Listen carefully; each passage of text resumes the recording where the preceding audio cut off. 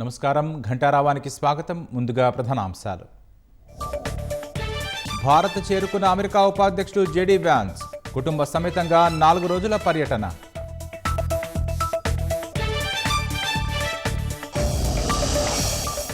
జార్ఖండ్లో ఎదురుకాల్పులో 8 మంది మావోయిస్టులు మృతి.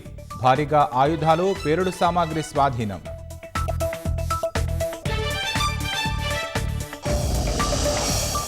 శ్రీకాళహస్తి నియోజకవర్గంలో ఇసుక అక్రమ తవ్వకాలు. స్వర్ణముఖి నది నుంచి యథేచ్ఛగా తరలింపు.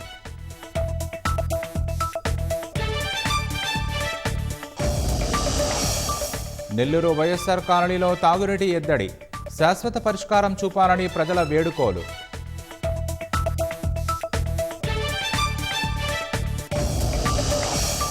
ప్రభుత్వ విభాగాల పేరుతో నకిలీ అకౌంట్లు. ప్రజలను ఆకర్షితులను చేస్తూ నేరగాళ్ల మోసాలు.